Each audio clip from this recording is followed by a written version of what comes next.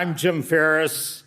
I'm a professor in the USC Saul Price School of Public Policy, and for the last 23 years, I've had the privilege and pleasure of directing the Center on Philanthropy and Public Policy and working with many of you in the room to shine a spotlight on philanthropy and its impact in our communities. On behalf of the Center's Board of Advisors, I'm pleased to welcome you to our Distinguished Speaker Series luncheon. And what a better way to get back into the arena than to have Dr. Maria Rosario Jackson, the chair of the National Endowment of the Arts.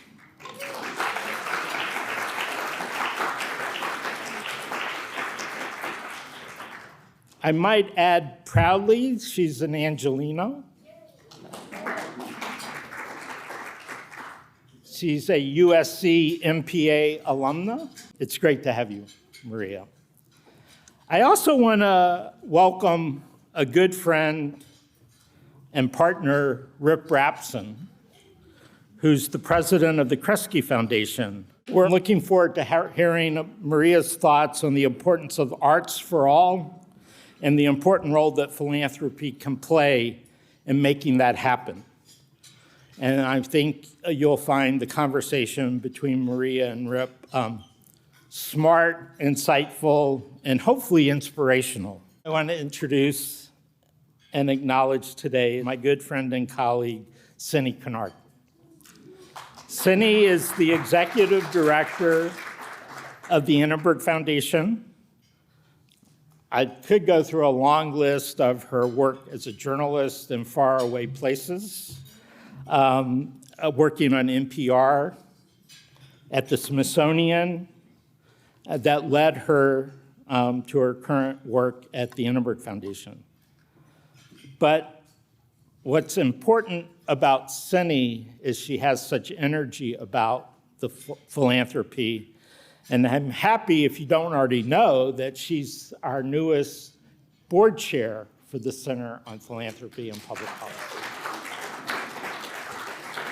So with that, I'm going to turn it over to Cindy.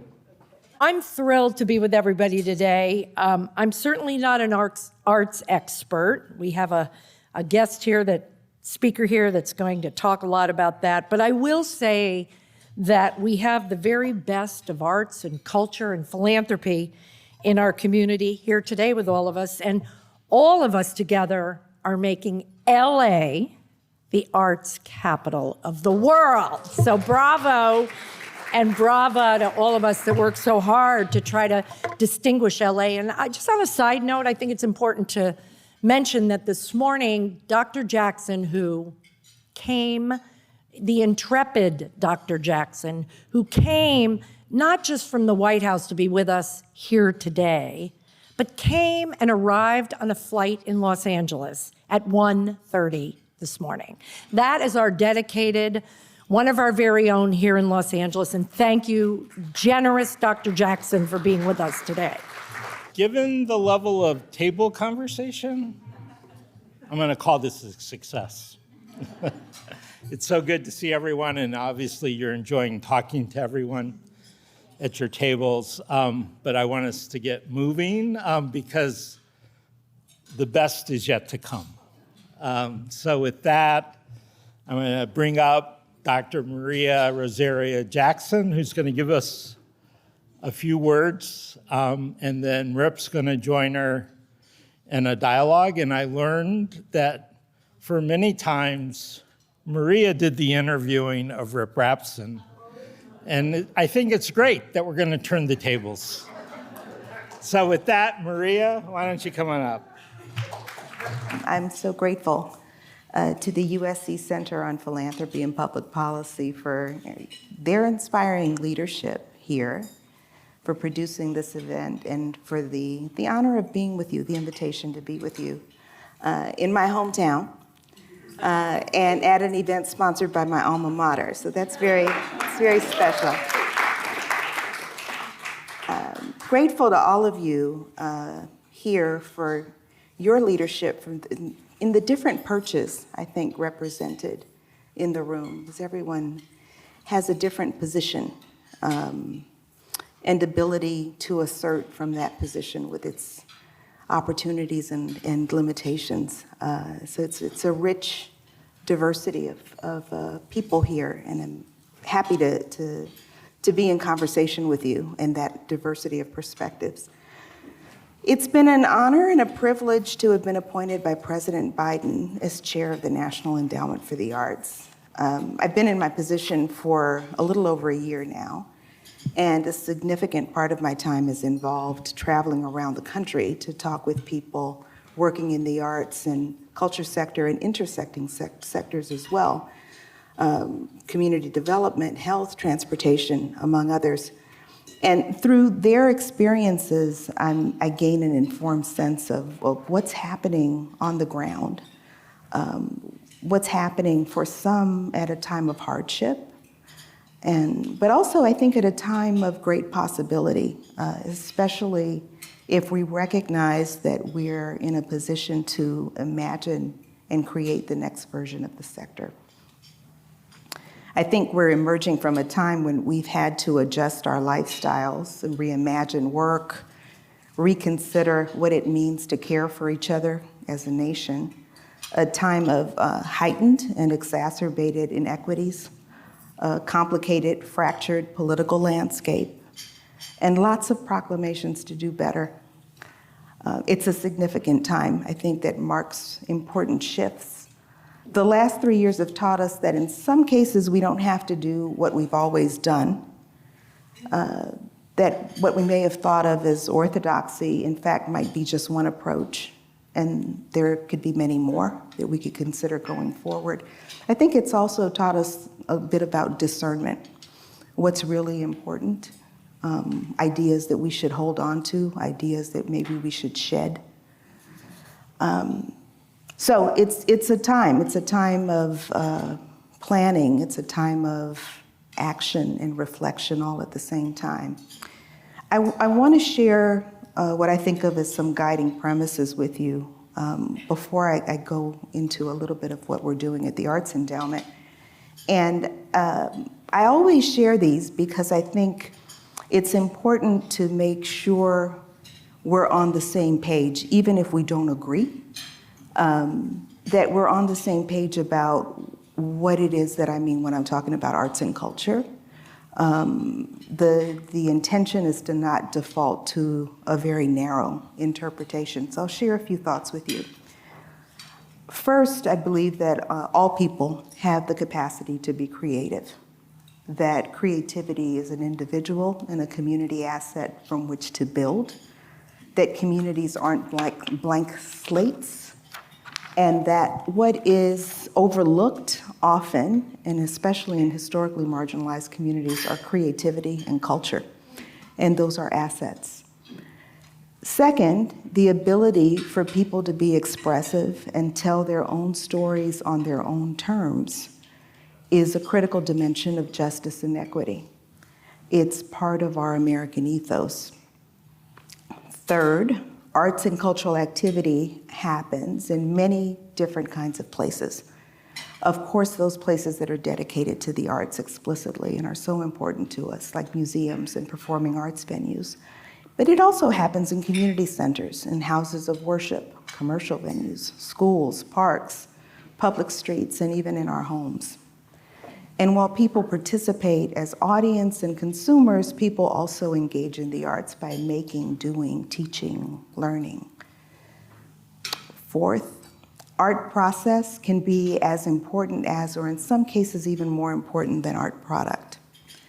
And that's sometimes a hard concept to grasp because we're socialized to look to the thing that we'll consume as the thing that we're most concerned with.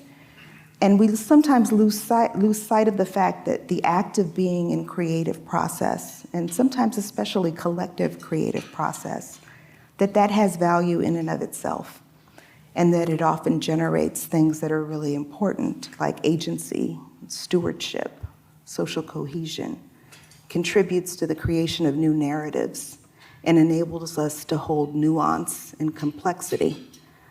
All of these I think of often as preconditions for other community goals and all of the things that we say we aspire to as a nation of opportunity. Fifth, artists and designers have many kinds of relationships to publics and roles within communities. So in addition to the traditional ways that we think of what artists do, I believe that some artists and designers can help to imagine policy, help us understand how things are working or not, and help imagine other ways of working and imagining the communities and cities that we want to create.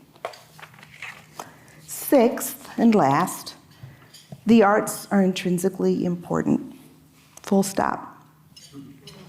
At the same time, they're important because they contribute to other community dynamics that can help address community needs and aspirations, and these things are not necessarily at odds with each other. So as I've traveled around the country and spoken about what we're doing at the Arts Endowment, an idea that I've been advancing focuses on the importance of all people having the opportunity to live artful lives. And artful lives is an inclusive concept. It contains a wide range of experiences, including deeply meaningful practices and expressions of our diverse everyday lived experience, as well as the production, presentation, and experience of consumption of professional work. So there's a spectrum, and it's all valid and important. In addition to the concept of artful lives, I've been giving voice to the idea that the arts are most powerful when they exist not in isolation or in a silo, but when they're woven into the fabric of our lives, into the mechanisms and relationships that we rely on to care for each other. So this idea of arts in all requires animating work at the intersection of arts and education, community development, climate, and more, including, very importantly, work at the intersection of health and well-being.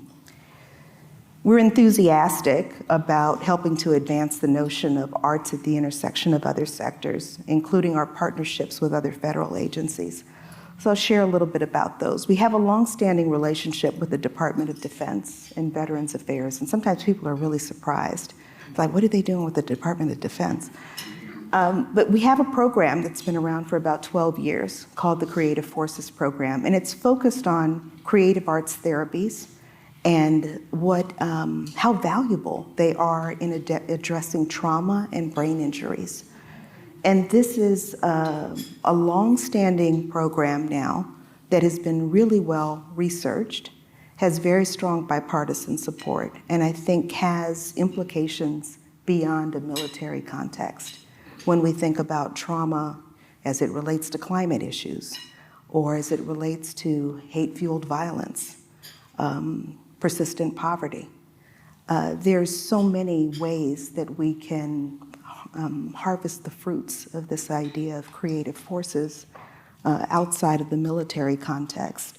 But the work with Department of Defense, Veterans Affairs, and the National Intrepid Center of Excellence is powerful, and it's something that we're really proud of. There's another relationship that's longstanding that is with the Department of Education, focused on arts education, support of teaching artists, and systemic changes in schools and systems that create greater possibility that all children can have excellent art education as part of their upbringing. Last October, I had the pleasure of filming a discussion with General Services Administration Administrator Robin Carnahan, and this is about the GSA Art in Architecture program. Are people familiar with the General Services Administration? Yes. Pretty much, okay. It's kind of it's like the government's land, their land management or real estate management company, right? So they cover a lot of that and some things that people don't even imagine. But the GSA Art in Architecture program is something we're collaborating on, and it has to do with impact of public art on the built environment and public spaces. And the discussion that we filmed served as a catalyst to promote the collaboration that we're doing with GSA and encourage artists to register for the National Art Registry. And this is creating greater opportunities and more inclusive opportunities for commissions related to federal construction. So over the course of the next few years, there's about $17 million as part of a Percent for Arts program tied to what GSA is doing that will become available for commissions around the country. So this doesn't add to the NEA's bottom line in terms of its budget, but it is an example of how the NEA is helping to unlock opportunities for artists and arts organizations through relationships with other federal agencies. In the last 2 years, through our collaboration with the Centers for Disease Control and Prevention and the CDC Foundation, we were able to set forth an initiative that engages artists and arts organizations to promote COVID vaccine readiness in their communities. And as a direct result, with funding from the CDC and the CDC Foundation, there were 30 grants awarded to organizations around the country to support these efforts.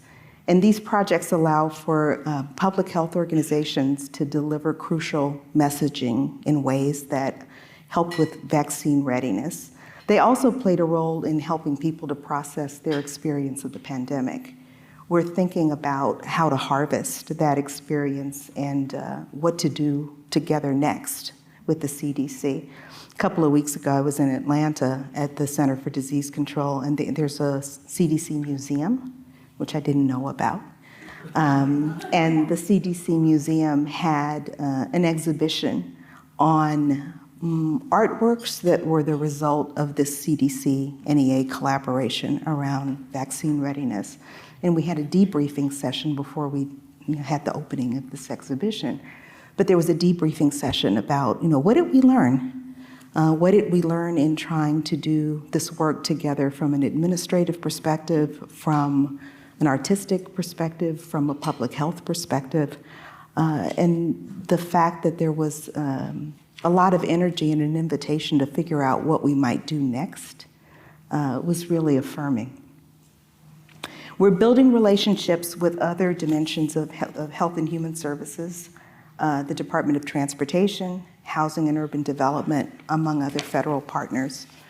And that leads me into something else that we're trying to move on. So the concepts of artful lives and arts in all are impacting how the NEA is showing up and how it will show up. We continue to be a funder, which is how we're known best. But we're also leaning into our role as a national resource.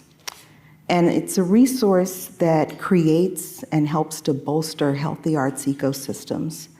It contributes to building communities where all people can thrive, where people can lead artful lives, and the important work happening at the intersection of arts and other fields of policy is strengthened and taken seriously. It's not an outlier. There's, of course, concern about the traditional cultural sector and what will happen to it and how it needs to evolve in this, hopefully, post-COVID state. But there's also thinking about how do we expand the boundaries of what's included in the cultural sector? How do we make these silos less porous, or more porous, rather? How do we create the bridges between arts and health, arts and transportation, arts and the things that we interface with as humans every day? So we're a national resource, and as we step up to make good on a number of executive orders, that's another way that we need to be thought of as again, not just a grant maker, but how can we be a partner with other federal agencies and beyond, with philanthropy, as we're going to discuss here, and other players on things that have to do with goals that we may have in common. So in this administration, there are all of government executive orders focused on racial equity and better outcomes for historically marginalized communities, climate, cultural vitality. There are special initiatives focused on hate-fueled violence and preventing those and dealing with the aftermath of those. These are all things that I say I'm happily on the hook for. And the fact that there has to be accountability in some way for the NEA's response to these things is something that I think is really healthy. Now, one of the things, and maybe we'll get into this in the conversation with Rip, but one of the things that I'm learning is how executive orders work and how they can be really important facilitative mechanisms. But what do we need beyond the executive order that has to do with accountability, that actually gives it teeth, that makes it meaningful? So that's something that maybe we'll talk about. Hint, hint. Maybe we'll talk. Maybe we'll talk about a little bit. As a national resource, though, the NEA has access to assets that only a federal agency has. So, of course, this includes grant money and financial resources for bolstering existing programs and special initiatives. But it also has, again, the ability to leverage these relationships with other federal agencies, access to the pulpit and bullhorn of the executive branch, the imprimatur of the federal government when that can be useful, the infrastructure of state arts agencies and sometimes regional arts organizations and local arts agencies. So I think about that as a vertical axis that we're trying to be more intentional about, and other networks. We have the ability to be strategic about how we convene, how we can be catalysts, how we can provide a platform for the ideas of others, how we can be thought partners and offer thought leadership as well, how we do and commission research, among other functions. So there's an effort that I'm pushing within the organization that gets us, again, beyond just transactional grant making, but actually leans or draws from some of the things that we've done in the past, but in a much more intentional and expanded way.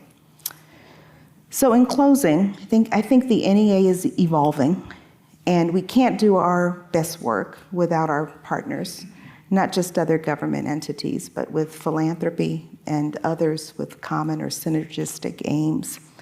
And I'm mindful of the challenges that lie ahead. I'm still deeply inspired, though, about what is possible and what is possible now as we set the foundation for the next version of the arts and other sectors. I keep saying now's the time to dream big and not stay in our lanes. And I'm really looking forward to our conversation. I have observed 5 or 6 NEA presidents, as many of you, or chairs, as many of you have had. And I don't think I've ever heard that kind of master class that we just heard in terms of what the arts are about.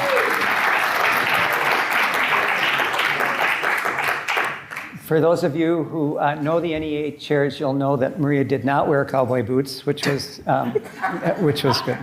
That's one of her predecessors, Rocco Landesman, was quite a character, and I keep thinking that it's so easy to mistake the kind of thoughtful, nuanced, deep, profoundly insightful kind of presentation with efficacy of a different kind. And I just think that what we're seeing in this NEA tenure is the opportunity to do exactly what Maria has talked about, which is to sort of reshape how we think about the arts in relationship to other sectors. But I gotta start with this one, Maria. You were so thoughtful and balanced and kind. So what was it like to be with Bruce Springsteen yesterday? It was awesome. So now yesterday, it was a little bit surreal. We had 2 days of celebration of the National Arts Medalists for 2021, because we're trying to catch up, and the national recipients of the humanities medalists. And it was a sublime group representing such an important body of work for the nation, and it was cool. It was really cool. We have Gladys Knight, you have Jose Feliciano, you have Bruce Springsteen, Vera Wang. Vera Wang. Oh yeah, all sorts of, and that's, I assume you got your shoes from Vera. No, those aren't from Vera, but it was really wonderful to have that range. One of the things that I'm interested in is, as we think about this notion of artful lives, is including food and fashion in what the NEA supports, as we think about the opportunities that we have every day to be expressive, and what food and fashion actually mean in terms of, being human. And I think that if we don't find a way to integrate that, and I do hope that we will, there's a big gap, and we can't honor this idea of artful lives fully. Because it is those both sublime and quotidian opportunities for expression that add up to something that is deeply profound and meaningful, and I think is connected to dignity. So my hope is that we can move in that direction. But Vera Wang was there, and she was very cool. Well, you've spoken in the past of false dichotomies, that big organizations in the arts, small organizations in the arts sort of make sense in terms of certain things, but in other ways it's all part of a single ecology. One of the things, though, you did while you were at Kresge with us was to blur the line between commercial expression of arts and culture and nonprofit expression of arts and culture. And when I saw that list, I thought, it sounds like you've been listened to, or that President Biden gets it, because it was a really interesting combination of folks who we would think as sort of traditional nonprofit performers, and people like Springsteen and Vera Wang, who are kind of from a different part of the ecology. How as the chair of the NEA do you hold such a big construct? So all of a sudden you've got film and music and museums and individual artists, and it's a lot to hold. I think you tend, one, you recognize that these things are not wholly separate, and that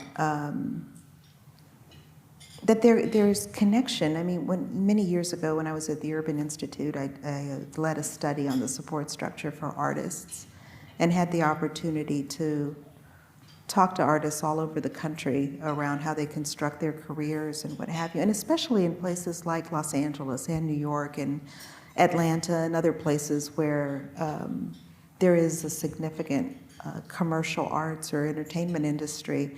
Artists weave in and out of that all the time. And you even see evidence of the nonprofit sector sometimes playing an R&D role for what becomes the commercial arts sector. So this idea that they're polar opposites, it's not helpful. It's not so helpful, I think. And even in reflecting on the recipients of the awards yesterday, because I just can't help it, the urban planning part of me comes out. I started thinking about what are the environments that created the ability for them to be able to have this lifetime achievement and deliver their gifts. Like, what did they learn when they were growing up? What did they rely on in terms of networks of support to advance their careers at different stages? That's all part of the arts ecology.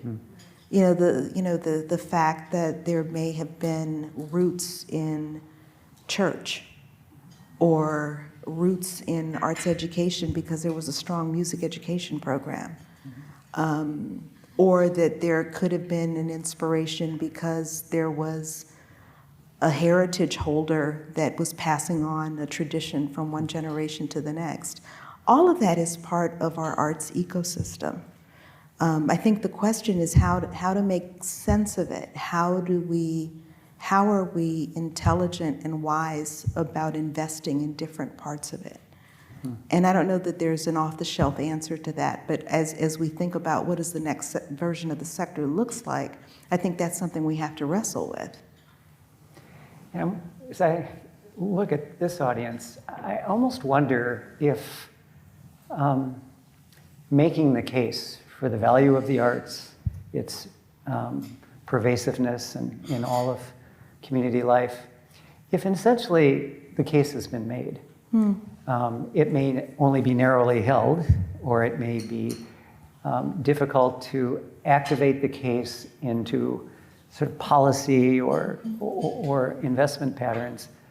But as long as I can remember, artists have been concerned that they haven't made the case for the importance of the arts. And When you were talking about the role of arts and culture in the episodes of COVID, in George Floyd's aftermath, in so many aspects of our life, the arts were front and center. Mm-hmm. And yet there is sort of this sort of lingering sense that they're not taken seriously, mm-hmm. or that they sit at the margins, or they sit outside the fence line altogether. How do you reconcile that? I think that's a really interesting observation, and I think there's progress that has been made in people understanding the value of the arts. I don't know that the mechanisms that we rely on to make policy and make decisions and show the math behind it, I don't think that that's caught up. So one of the things that we do at the NEA in collaboration with the Bureau for Economic Analysis is issue every year a report that indicates what proportion of the gross domestic product the cultural sector accounts for.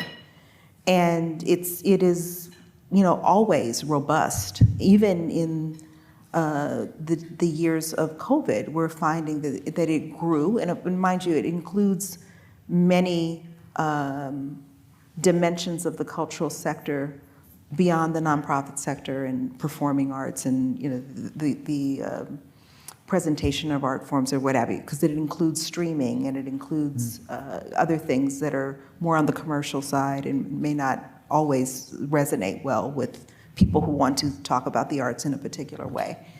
But it is a very significant part of gross domestic product. It continues to grow. And we're really proud to be able to say that there is this kind of national economic contribution, but I keep thinking that that is only one way of valuing the role of the arts. So all of these other relationships that exist and that we're cultivating with other federal partners, the valuing of what the contribution is isn't something that there is always immediately available data for. But there's recognition that it matters. So there's a catching up that needs to happen. So I was talking with the dean for the Price School earlier today, and we were just talking about the intersection of arts and health. And it occurs to me that in the realm of health, the metrics that we need aren't all there, but it doesn't mean that it isn't important. It just means we haven't figured out how to measure it yet, or we don't have the data for it, or whatever. But I really do think that that is an area that has to be an area of growth. How is it that we value the arts beyond blunt economic metrics, right? And then not in any way discouraging the continued understanding of economic impact. But how do we value contributions to social fabric? How do we value contributions to wellness? How do we value contributions to people becoming available for paradigmatic shift, right? So we know scientifically that in order to be available to paradigmatic shift, you have to engage people head, heart, hand, intellectually, emotionally, and physically, which is why comedians are so impactful, right? They make us laugh, they make us feel, make us think. We know that. It's a precondition for other things. It's a precondition for getting us unstuck. It's a precondition for getting us undivided. But we haven't figured out how to measure that in a way that satisfies old ways of thinking of how policy has to be evaluated. Well, forgive me for this, but as you were saying that, I was thinking it's a little bit the way astronomers describe dark matter, right? It's out there. It's the majority of what constitutes the universe, and yet can't be measured, can't really fully be understood. But you really ignored it, your peril. And I almost wonder if that isn't where we find ourselves. I think that's a really good analogy, and not surprisingly. So Rip, I have admired for years because in his leadership within philanthropy, I think you've embraced the value of dark matter. And You probably mean that differently, though. yes, but immediately adjacent to what you just said, so we don't take it out of context, I think you have, I think that you have been able, through your leadership, to consistently and persistently invest in an area that isn't wholly accounted for in ways that it might need to be. So I am always grateful to you for that, because that's what led me to work with you for so many years and learn from you in that process. But I think that's exactly right. There's a catching up that has to do. I've been really heartened that as I've gone to speak with other agency heads and cabinet secretaries, that there isn't a whole lot of doubt that the arts can be helpful to what they're trying to achieve. So in conversations with Secretary Buttigieg around transportation and the idea of reconnecting communities and building physical infrastructure, really clear, of course the arts would be helpful with this, whether it's through public art or through the social part of reconnecting communities that isn't just about physical infrastructure. In conversations with the Surgeon General, immediately there was recognition that, particularly with youth and mental health, that there's a bridge, no question there. More recently, in conversations with other leaders in health and human services, connections again to food and nutrition, connections to the idea of wellness. I think the more the public health field relies on expanded notions of social determinants of health outcomes and environmental determinants of health outcomes, the more they're starting to talk about housing as a health issue, or racism as a health issue, right? So it's a really, I think, important example of not staying in your lane, and how a broader recognition of how these things fit together might actually lead to more impactful solutions. I'm heartened by that. And I'm heartened by the fact that I'm not hearing a lot of pushback. I haven't run into anyone yet who has said, I have no idea why you're here. I have no idea how this can be helpful to us. And that's great, but figuring out what are the legal and administrative structures that allow us to work together quickly, because the first thing I say when I go to see a secretary is, we don't have much time. Because we have these positions that are political appointments for a certain amount of time. And it might be a little bit longer, it may not be, we don't know. But we know that it's not forever, and that there is a window of opportunity with these particular circumstances and in a particular context that we need to seize. And I think when you come in saying, I don't have much time and I know you don't have much time, what are we going to do together? There's a different level of willingness and urgency to figure out what that might be. It's such an interesting proposition, though, because let's take Secretary Buttigieg. I mean, his domain is paving, concrete, hauling,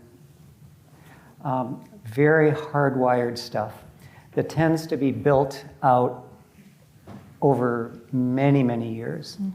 And so as arts advocates, our approach to him is take us seriously, make sure that it's not just a cultural appendage at the end. I mean, that's nice to have public art at the end, but think of us as a process, as a way to creatively problem smash something that might be smashed differently without us. And I think what we end up getting so often is a kind of a nod and a smile, and the default position continues to move forward. And I worry a lot about that with the infrastructure bill and with the Inflation Reduction Act. Very complicated technical systems with very powerful interests, and we're kind of knocking on the door saying, let us in and let us be helpful. And someone said, well, I'm sorry, that was pre-wired 5 years ago. Can we take apart an example? Would that be right? Yeah. So in Detroit, we did what so many other cities did, which was to ram a freeway right through the traditional black neighborhood. It's called Black Bottom. And it was a vibrant center of jazz and other arts organizations and restaurants and retailers, the whole thing. So now the state has basically said, we're going to take the freeway that we ram through your neighborhood, and it sits in a trench. We're going to bring it up to grade, and by virtue of having something at grade, we will help you kind of rebuild Black Bottom. And the advocates of Detroit saying, you're just pouring more concrete. I mean, that is the transit planner's predisposition. And so couldn't we use arts, culture, design, identity, community engagement to actually think about the possibility of racial reconciliation in that project? And it doesn't have to do with bringing it to grade. It has to do with about 10 million other things. And of course, you can imagine the transportation planner said, well, no, we got 4 options, and this has lane widths of this much and street widths of that much, and the best we can do is just to bring it to grade, and then the community will figure out how to connect across it. I mean, it just completely misses the point. And Secretary Buttigieg, heaven bless him, came and said, you really ought to do something really interesting here. And and that's not your problem. But I mean, it was just an opportunity for me to be really obnoxious. Sorry, to basically try to a little bit crack the code of how we get inside that fence line. How do you do it in a way that's timely? How do you do it in a way that's impactful? And how do you do it in a way that these terribly siloed disciplines really struggle with? Let me riff on that. Yeah, please. Just please. a little bit. So what if the kind of power to sway that actually came from a health perspective? What if health advocates started talking about how that needed to change? Right, so there's something about switching it up. And again, this not staying in your lane stuff, right? That's killing us. Yep. Right, that response that we have 4 options, and that's, one, it's lazy, and it's unimaginative, right? So it might be what is right and what gets accolades administratively, right? Yeah, you get it done. Yeah. And it's compliant. Yeah. And it's compliant. And this is something that I come to over and over. How can we be, as a federal leader, how are we good stewards of taxpayers' money? How are we compliant in ways that we need to be and not stupid at the same time? Right? And there is something about needing to push back against those things that are immediately brought up as barriers. Like, how do we do that? And how do we do it quickly? Or how do we do it in a modular way that we can move to where we need to be and still take advantage of the window of opportunity? You know, what struck me as you were saying that is that wouldn't it be cool if Secretary Buttigieg and the chair of the NEA convened a community conversation in multiple parts in which you talked about these first principles and actually invited the community in and said, we actually have resources as a federal government. If you want to bring in alternative engineering, if you want to bring in alternative ways of doing arts interventions, if you want to do different ways of introducing issues of health, pardon me. It's almost a design institute flipped, right? It's sort of saying, you have a problem, or the community is telling you have a problem. We think it is a legitimate problem. We can't tell you to do it differently, but we can open the aperture of the conversation. And that's one of our convening functions. It's one of our federal leverage assumptions. It's one of our wisdom assumptions, that we actually know how to do this differently. We've seen it done in Seattle. We've seen it done at the 11th Street Bridge project in DC. That's right. You can do this differently. There are important precedents and again, the idea of leaning into the NEA as a federal resource with the ability to bring visibility to those kinds of precedents is really important. That's one of the things that we should be doing beyond this identity of grant making exclusively. right? I think that's right. What would happen if that were an idea that was raised within the cabinet or within a subgroup of a deputy? I think that there would be some appetite for it. I think there could be enthusiasm and excitement around it. I think the question, and this is not to pour cold water on it at all, but it's just to figure out how would you actually get it done. The question has to do with the legal and administrative barriers that quickly emerge. And that translates all the way down, right? That happens at the state level, local level, et cetera. How do you get past those legal and administrative barriers where you can actually become open to a more creative way of working, a more impactful way of working? I've often asked, as we try to move in that direction, where is the concierge that helps us understand how to navigate and navigate quickly at the federal level? And there's not a lot of that often. And the same thing is true at the local level, right? So it's almost like we have to build a long-term resource or mechanism that allows us to undo or navigate around some of these prohibitive structures that we've built up over time, right? That's like scar tissue. Yep. How do we move through that? And I didn't mean to make it quite as much as I did about Detroit, because I've talked to Mayor Lumumba. He would like to do something similar in Jackson with the water crisis. I mean, you can really scroll across lots of communities that are really looking at either we do it the way we've always done it, whether it's a road project or a water project or a broadband project or you name the project. But the sort of the hardwiring of traditional practice, deep technical expertise sort of comes up against a community that would really like to try something different. And it just seems to me that there are going to be opportunities, but they're going to move quickly. And again, because they've been so hardwired over time.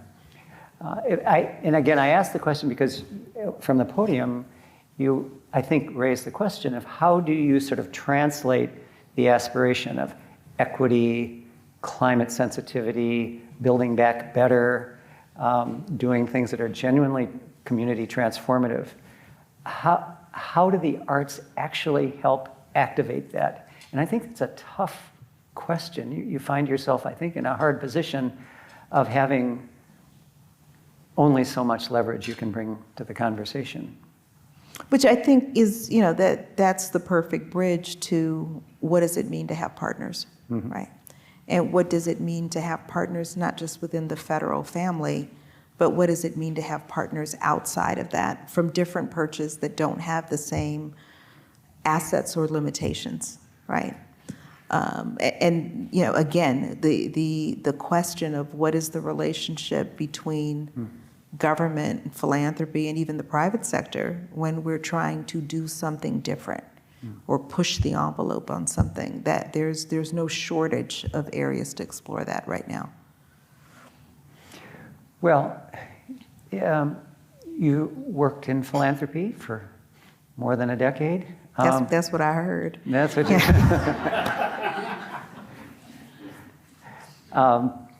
What advice would you give to your former colleagues? I mean, I have to say that I've been so heartened by how philanthropy has shown up with their will, including, of course, you, with their willingness to be supportive. I think that there have to be opportunities to understand what is the swell that we're trying to create. And what are the leverage points that allow for the creation of that swell, right? So there is some like strategic planning that has to happen between government and philanthropy. I think I'm understanding, more and more that especially at the federal level, these cycles of governance and the time frames that are available are not always a straight line. Right, so what is the role in philanthropy in helping to hold that intention when you know that it may be longer than a presidential administration. You know, what is the temporal dimension of the contribution of the philanthropic sector? You know, to be able to hold something steady when the partner may not have the luxury or the ability to hold something steady in the same way. That's something that comes to mind. Or the ability to point to proof points, right, that philanthropy can often make possible in ways that are more nimble than what the federal government can do. That's another opportunity, to be sure. I hear a lot of angst on several things. One that I'll raise because I think it's relevant to this is, you know, there's a lot of money right now. There's a lot of money that's getting pumped out of federal government, and it has to land locally. Hopefully, it lands in ways that are equitable and inclusive, but there's an expediency that is real. So figuring out how do you get the money out in ways that you can trust that it won't exacerbate or replicate systemic systems that we don't want to continue to perpetuate because they're inequitable. How do we land the money in a way that can move us beyond that? And how do we actually do better work? And I'm not sure that it's just one constellation of players. It may be several constellation of players that have to be somehow synergistic over time, right? Because the money has to get out and has to get out fast, right? It doesn't have to be spent at that rate, Right. but it has to get out. And there has to be a plan to execute. And I think the question is, how do we build those systems, or what systems can we rely on at the local level to get us unstuck? I think we can take some questions, but as we're walking them up, maybe I could just exercise the privilege of this chair and say to the folks in this room that for folks outside of LA, thank you, what you guys have done in building a sort of a philanthropic ecosystem is really impressive. When I first came to Kresge 15 or 16 years ago, I came out and visited LA, and you guys were all over the place. It was, you know, you had done some really good work together with Elwood and with others, but there wasn't sort of a sense that philanthropy was sort of pulling in a direction that was sort of discernible and effective. And now every time I come to LA, whether it's working on housing or working on health-related issues or whatever it is, it's sort of a model for the rest of the country. And I just think to the chair's point, that there's a huge opportunity, not just here, but across the country, for local philanthropy to try to figure out where its intervention point is in these conversations.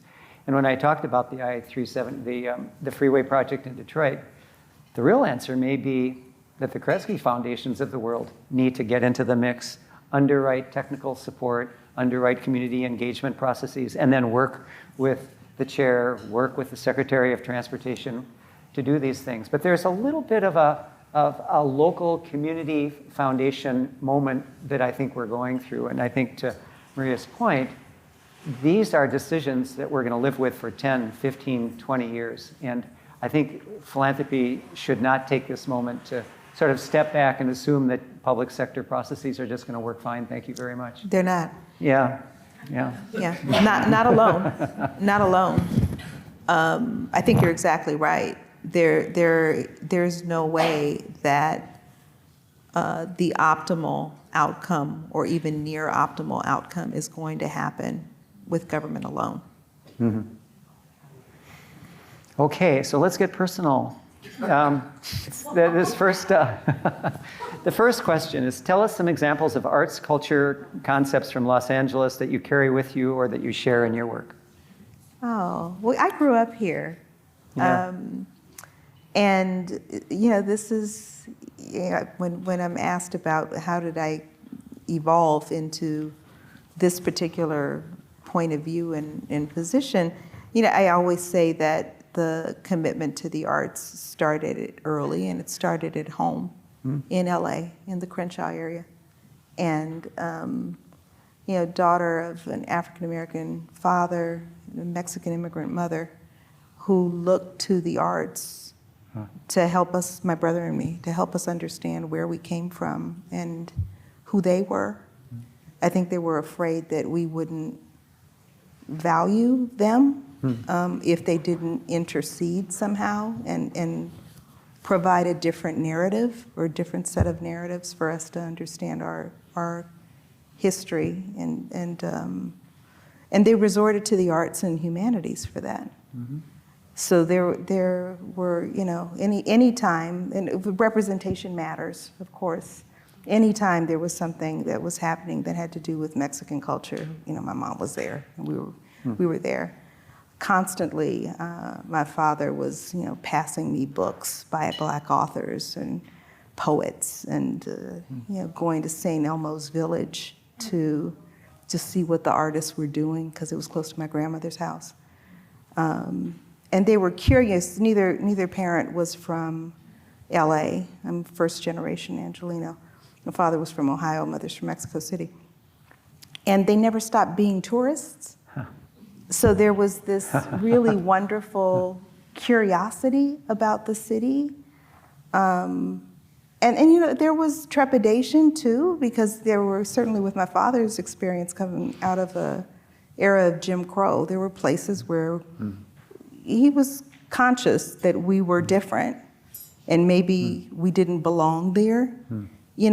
So there was that experience too, but it didn't stop the curiosity. It didn't stop the desire to learn and explore and all that. So I'm very grateful for that. But Los Angeles has so much to offer. And then when you think about cultural ecology, it is complex and dense, and it's amazing. It's an amazing city. And the more opportunity that I have to have distance from it, the more I come to appreciate it. So there's that, right? So there's that very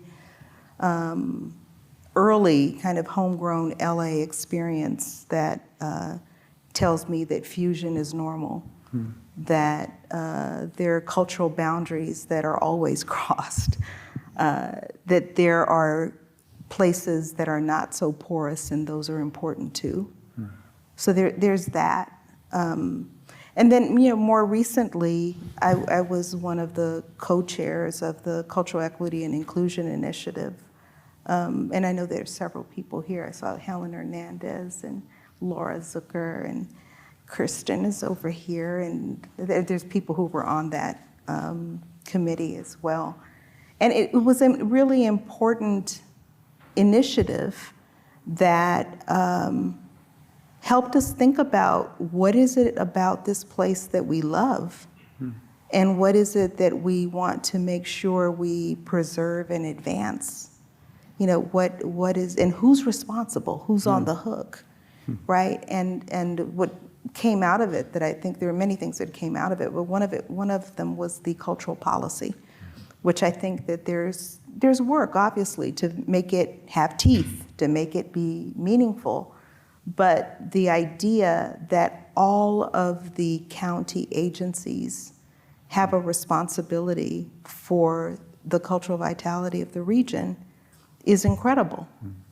And there's not a lot of surprise that the executive order that President Biden issued at the end of last year, surprise, surprise, all of the federal agencies have an edict to collaborate with the National Endowment for the Arts, the National Endowment for the Humanities, and the Institute for Museum and Library Services. So there is this executive order. It's connected to the same executive order that resuscitated the President's Committee on Arts and Humanities. which was shut down. Well, people resigned, and then it was shut down in the last administration. But the fact that there is this executive order, which interestingly mirrors some of what happened here in LA, that's important, right? There's so many ways to answer that question, Rip. Oh, it's a brilliant answer. I hope we got that on tape. It was wonderful. Jim, how are we doing? One more? Yeah, I don't know where these people with questions were for the last 45 minutes. They're so much better than mine. Thank you. Jeez. Uh-oh. I have two, so I have to choose. Yikes. Well, they're both good, so let me just take the first one. Can you speak more to investing in the environment that creates leaders, or the environments that create leaders, and elaborate on stepping out of our lanes? And I apologize to the other one that I'll try to sneak in if Jim doesn't shut me down. Yeah, they're related, but they're two different questions. Let me just share one of the things I heard when I was on faculty. Well, still on faculty at ASU. I'm on unpaid leave. But something that I heard that stuck with me at ASU was a guy named Gary Dirks, who is an expert on sustainability and energy. And he invited me to this dinner party with, for some reason, he would invite me to all these dinner parties when they were trying to lure people to ASU or, represent like an interesting set of perspectives. And we were in a conversation with people from the Kamehameha School in Hawaii. And one of the things that they were doing was trying to reclaim and preserve navigation strategies that are ancient, right? Navigation techniques that are ancient, sailing techniques that are ancient. And we were talking about how that mattered. And the thing that he said, which stuck with me, was that when we think about leadership development, we often are doing it the wrong way. That it's not about the leader who can persuade people to come along, but that it is about the ability to navigate. And that notion of navigation in being able to engage the sometimes known, the sometimes unknown, to identify patterns, to be able to be both proactive and responsive at the same time, that is actually what we need when we think of what we talk about as leadership. So I'll just offer that because it comes to mind as something that might be useful, that was certainly impactful for me as I was taking it in. So this idea of leadership actually has to do with, or good leadership has to do with the ability to navigate, to have a focal point and move in that direction and recognize that it's not a straight line, that it might be a different shape. So there's that. And I think the question of not staying in your lane,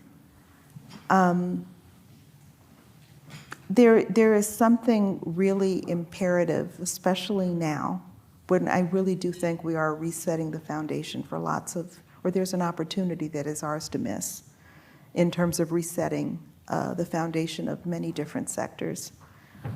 People don't live in sectors or silos. If you're having a health issue, it might be impacting your ability to work. Your ability to work is connected to the education you were able to get, all of these things are connected. So the fact that we've gotten so rigid in these grooves and we pretend like they don't intersect or shouldn't intersect is to our detriment. So the notion of not staying in your lane is, I think it's really important that we heed that and that we imagine that whatever our expertise is, and I'm not an enemy of expertise in a thing. I'm an enemy of expertise in a thing that stays in a silo and can't be helpful. That's not good. That's not where we want to be. But I think if there are points or resources, places where there are expertise, and there are also places where that can come together, that's where we actually need to be, right? So, and it does require being able to navigate. So I'm pulling it all together eventually, right? But being able to navigate across these different streams and land in a place that is impactful and that actually gets us to the ideals that we say we hold. Well, let me just say that I, for one, couldn't be sort of more taken by someone who is able to navigate across streams and end up with constructive results than Maria Rosario Jackson. So thank you very much, everyone.